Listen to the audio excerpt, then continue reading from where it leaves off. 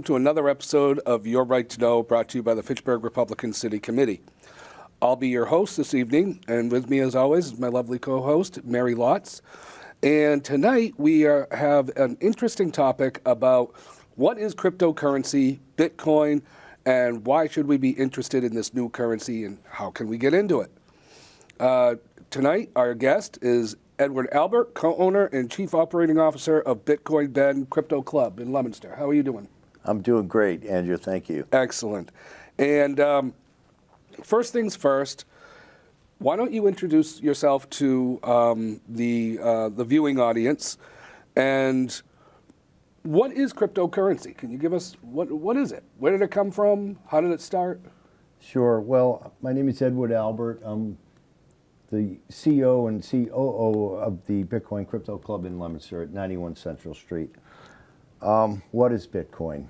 Bitcoin came about because of the financial crisis in 2008. And then in 2009, Bitcoin was really just in its infancy. It just started, and it was because of the great financial crisis that we had. We had to fix the money. Mm-hmm.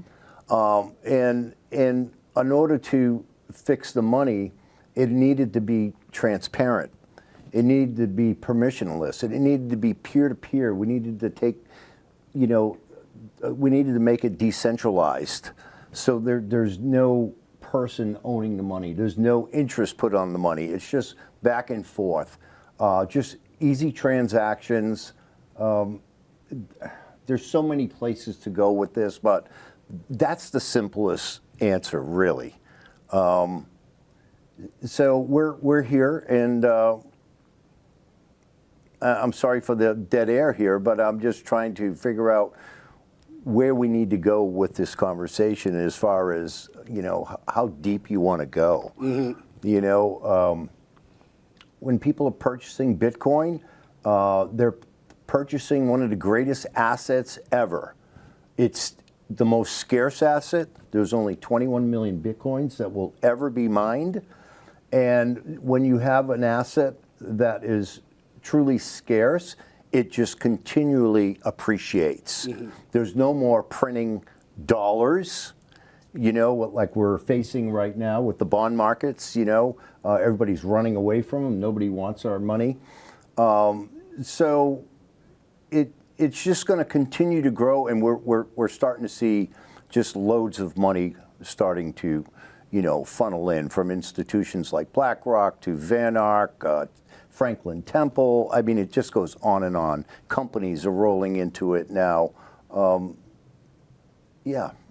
So when was it first invented? Like, who came up with the idea?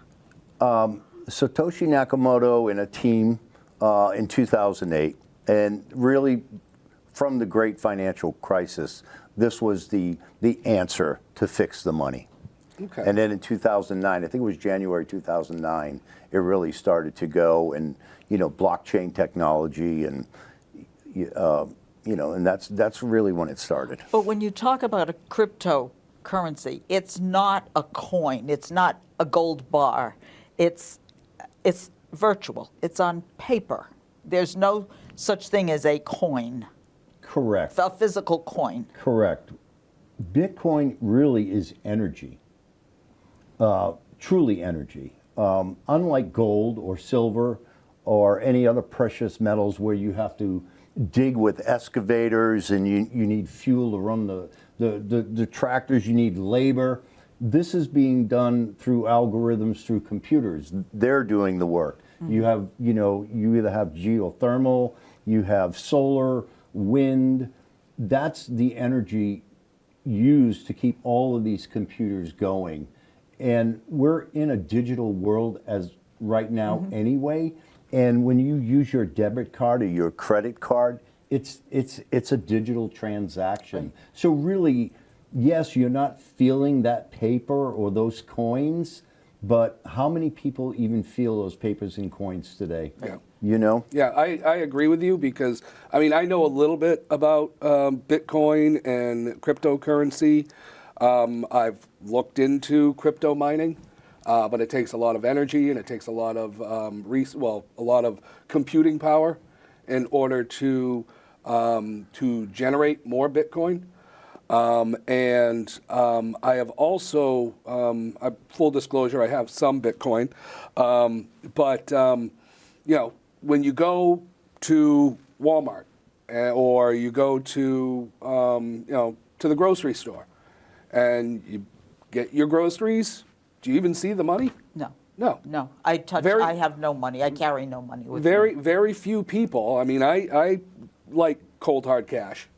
But very few people actually deal with cash. How many times, you know, if you're going to go parking, and you need to exchange $1, you know, normally you can't go up to somebody, hey, can you swap out $1 for, you know, 4 quarters? 4 quarters. No. People are like, I don't carry cash on me. Right. Exactly.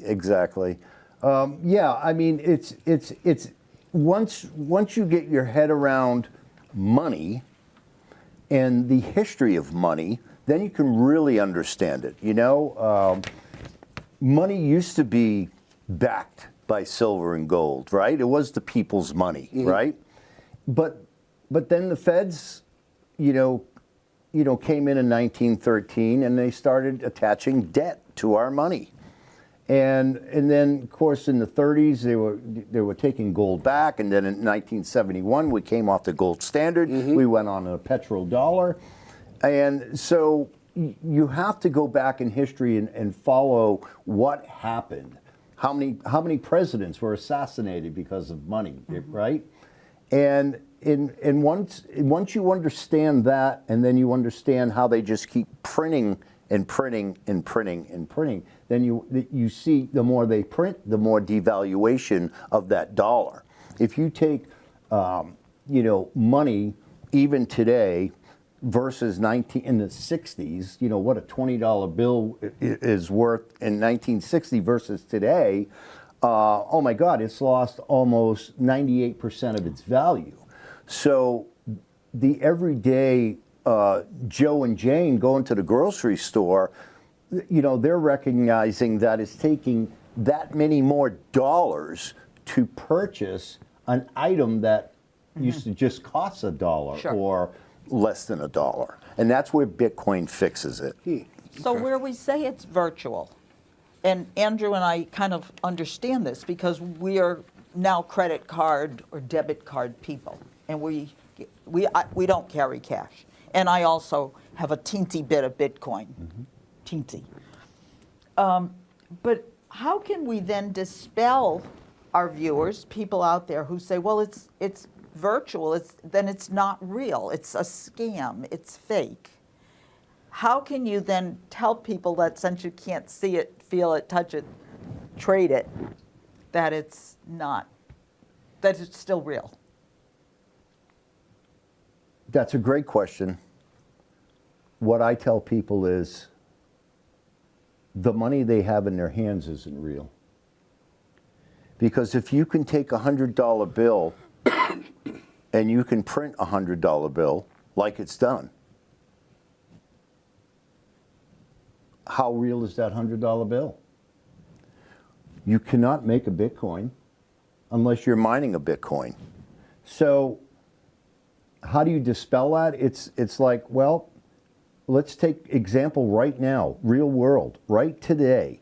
It takes $111,000 dollar bills to buy one Bitcoin. That started out less than a penny. So it's really, when you're talking interest, if in 2009 you bought one Bitcoin, you could buy 15 Bitcoin for a penny. And today that would appreciate to what it is today, 111,000 before we came in the door. So that would be 111,000%. Yeah, it's even more than that. because it's fractionalized. Why weren't you looking out for me back in 2080? I apologize, Mary. I was wondering about it myself. Edward, where were you then? And, hey, where was I? You know, when I found out about Bitcoin, I had to get on a plane. I had to go to Florida, and I listened. You know, I was buying silver, I was buying gold, and I was, you know, talking with my wife, and I'm like, wow, we got to do something. You know, this money that we have is just going and it's going and it's going. It didn't make sense to me, and that's when I found my partner, Bitcoin Ben, and really started to really dive deep. And for me to sit here and say that I know everything about Bitcoin, I will never learn everything about Bitcoin. You'll always be learning. You know, it's just, there's so much, and there's so many people so much smarter than I am, you know?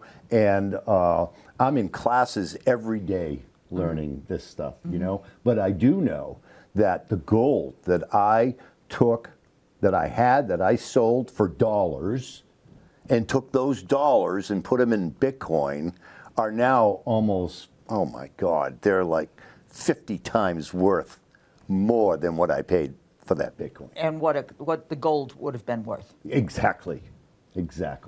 So you know, there's other cryptocurrency, correct? There's not just Bitcoin. There's Dogecoin. There's it's like, it starts with an L. there's Litecoin. Litecoin. That's Litecoin. There's Ethereum. Ethereum. There's many other tokens and coins that have, not all of them are good. You just want to stay with ones that really have utility. So you have the rails of Bitcoin, and then you have another layer on top of that where these like Litecoin or Ethereum, they're helping make the transactions a lot less. You know, so think about you know, taking American Express, Visa, or MasterCard, right? They're making fees. You know, the merchant is paying, you know, 3.5% for, or depending on, you know, whether it's Visa or MasterCard or American Express. You don't see those fees.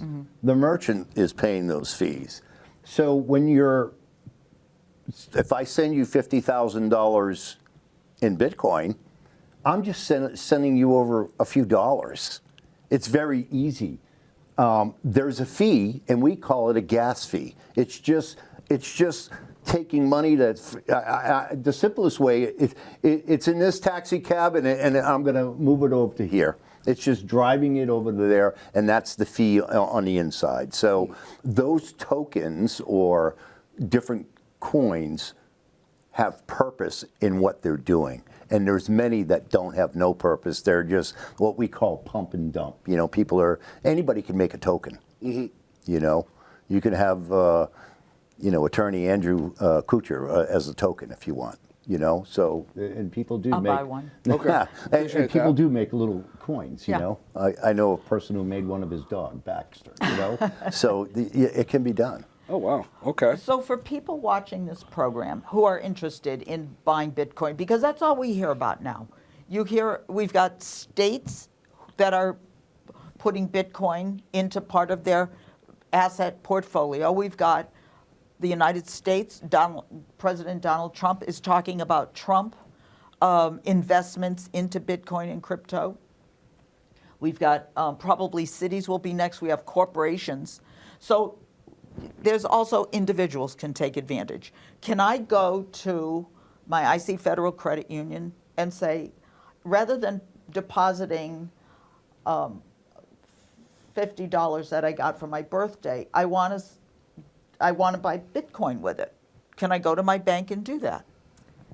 Do banks sell crypto? Or is there another way that we would buy crypto? And what would that way be? Let's go back to the first part of that statement that you made. First of all, yes, there's amazing things happening in the crypto world since, you know, everybody says, well, since President Trump, regardless whether President Trump was behind, you know, crypto and Bitcoin, it was going to happen anyway.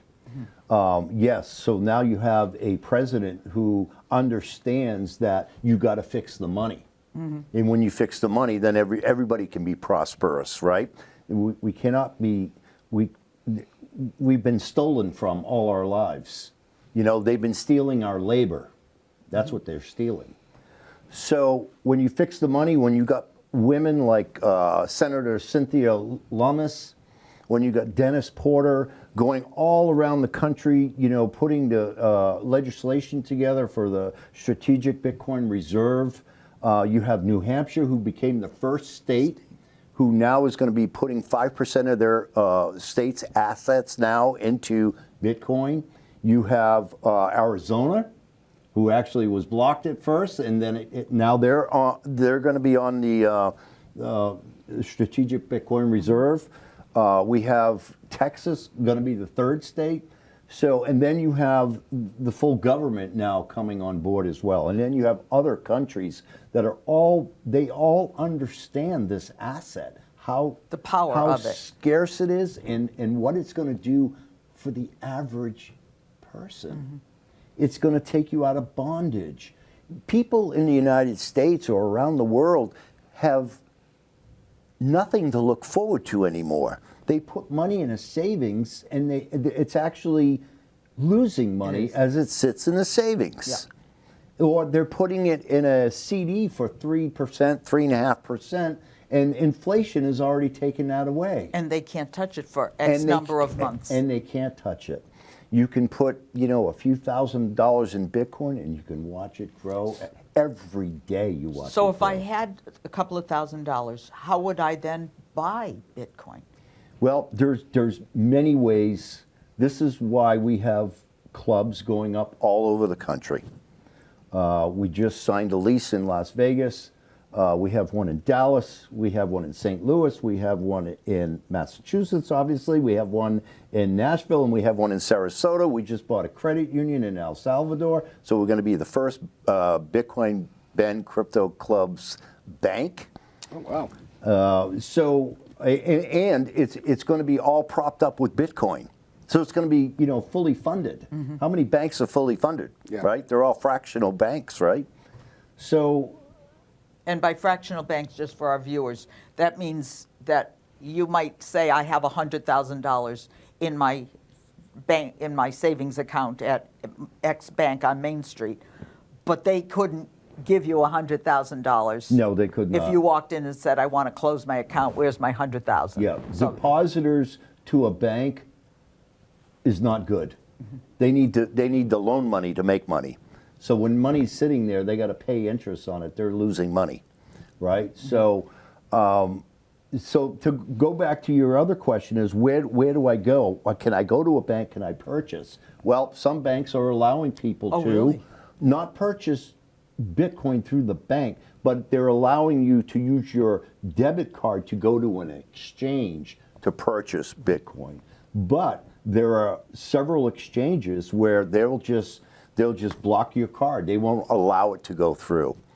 So coming to a club like, Bitcoin Ben's, we're able to walk you through the process. And the main thing is it's safely. There's so many people losing so much money where someone has lured them in and said, we can make you, $100,000 in the next 6 months or whatever. They got these stories, and people are desperate today. They don't have 2 nickels in the bank. So when someone says, I can make you, Angela, $1,000, in the next few days, they're getting excited, right? And of course, we all know that it's not true, but there's many people who are vulnerable and desperate, and they're looking for that, So that's why Bitcoin Ben, my partner, came up with this club idea, because he wanted to just help the average people out there. You have a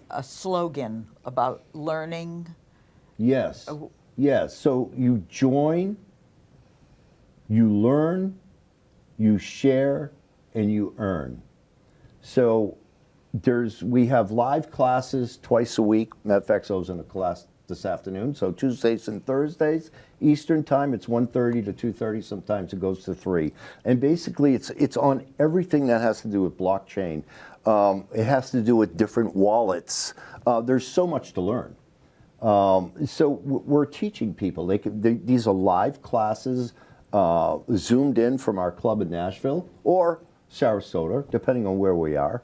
And so all the members, when you become a member, you can go in the back of the portal of the dashboard, and you can watch this. You can come to the club and watch it, and get to learn all of these things that people need to learn. And when is the club open? Like how often are they open? Are they open on the weekends? Are they, is it, if you're a member, you just walk in? Yeah, so basically we're not open Sundays and Mondays. So we're open Tuesday 10 to 4. Wednesdays we're open 10 to 7. Thursdays 10 to 4. Friday 11 to 9. And Saturdays 12 to 7. Mm-hmm. So we feel right now that these hours are fluid. The members are actually going to let us know what hours work best for them. So we're having functions. We're members of the Chamber of Commerce. We had casino night there. We've had several bands come in. So it's a social club as well. So it's not just about Bitcoin. Mm-hmm. It's about truly being with like-minded people and just enjoying everybody's company too. Now, our viewers are probably listening to this and saying, well, maybe it sounds too good to be true. So we know there's been the Enron scandal. We know people have been scammed. We know who's this latest one, the kid that's in jail now. Sam Bank and Fraud, or whatever the heck his name was. And that was actually a Bitcoin thing. The other day I turned on the TV and I heard about, beware of Bitcoin scammers. Mm-hmm. You've had people come into your club. We have. And say, I don't know anything about it, and they don't know you, but they come to you for help and they say, can you help me? How does one know that they're not being scammed from a Bitcoin? What are some of the protections that people can use? Because you believe, and I believe that the government, because they're investing into, and corporations are investing into Bitcoin, feel and believe it's absolutely a safe opportunity to make money. It's a new currency altogether. It's very safe. We as humans are making the mistakes. We're either on a dating app where we met, whether it's a nice girl or a guy, and they call them honeypots. And all of a sudden, the conversation might go to, my dad is ill and I need to borrow $100. It kind of starts out like that. And then it goes on to, I'm not sure if you know about Bitcoin, but I'm into Bitcoin. And, it just evolves, So it's all these people drawing these people in that are vulnerable. We had. So you're telling me that Nigerian prince that contacted me isn't accurate? Is that what you're saying to me? Yes, exactly. And my third cousin twice removed, who's in jail in Nigeria. Yeah. I had one woman come into the club once, and she says, I need to send my boyfriend some money, and I'd like to use your Bitcoin machine. And I says, that's okay, sure. I said, you got to buy a day pass to come in, because we don't allow anybody to use the machine unless they're either a day pass member or a member, because we just want to, it's our way of protecting somebody. Well, right? You're in business. Well, it's not really the business, it's that we're a private ministerial association, so it's a PMA, and we just protect ourselves, and we protect those who are coming in. So this also puts another barrier up where we can find out whether or not that person's being scammed. So I asked the woman, I said, okay, yeah, that's great. And she goes, yes, I can buy a day pass. And then I said to her, I says, by the way, when's the last time you saw your boyfriend? I was just, I knew what was happening. And her face dropped. She's never met him. She never even met him. She turned around and walked out the door. Mm. Now, I know she was probably embarrassed. I knew I was going to embarrass her, but I was also going to save her some money. Yeah, saving her. And this has happened like more than I care to say. Mm-hmm. Yeah. And I'm talking other people who have worked with my associate lost hundreds of thousands of dollars. Now, how do they lose that kind of money? Well, some of them, they're saying, I'm gonna do this, make this trade, we're gonna make some money, they'll send them a little money. They'll say, hey, you can take out this much money. And then, they'll take out that $2,000 or $3,000. Then they'll say, you know what? If you put another 100,000 in, you'll be able to make this much to take out. And that's what happens. Yeah. And then they come to us and they say, I really, I want to get more money out. And it's not there. And it's not there. Can you tell me about, we've had 5 minutes. Tell me about taxes, because that's another thing people are afraid of. Right now, we're getting taxed to death. What about taxes and Bitcoin? Because it's invisible. Right now, if you don't sell your Bitcoin, you don't get taxed. And I believe there's going to be in the works. I know it's in the works right now. So I don't want to just blatantly say there's going to be no tax on cryptos, but a lot of us believe that they won't be. It's not yet, but if you're not selling it, you got no tax responsibility. Can it be transferred in a will and in an estate? Absolutely. My grandson will say his Pepe was a visionary, because my grandson and granddaughter will never, ever, ever have to work a day in their lives if they don't want to. And what a legacy, right? Mm-hmm. And yeah, so you can take your wallets. I have several wallets. I don't keep all my Bitcoins in one place. I have these little cold storages that I keep them in, but they'll have the keys, the seed phrases to those, and it's a beautiful thing. So for more information, people can probably go online and find your hours, or sure, they can go to Bitcoin Ben Crypto Club Mass.com, and they certainly can get all the hours there. And then they can walk in and just begin a conversation and learn, join the club for more information, obviously. Yes, You're in yes. business. I actually recommend that. Come see me, belly to belly. Put a face to somebody instead of a phone call, mm-hmm. and really you'll feel the vibe when you walk in the place, and you'll like, wow, okay, yeah. I've been there. It's a very nice place. Thank you. It's not scary. It's not frightening. It's not banky looking. Yeah, I think I see people drive by all the time, and they're pointing, and yeah. I know they want to come in, but they're a little afraid. They're intimidated. Yeah, they don't know what to find. So we just want people to know you're out there, and maybe it's something that they would like to take advantage of. Thank you so much for joining Andrew and I this evening. Thank you for on Your Right me. to Know. Thank you, too. Thank you, Ed.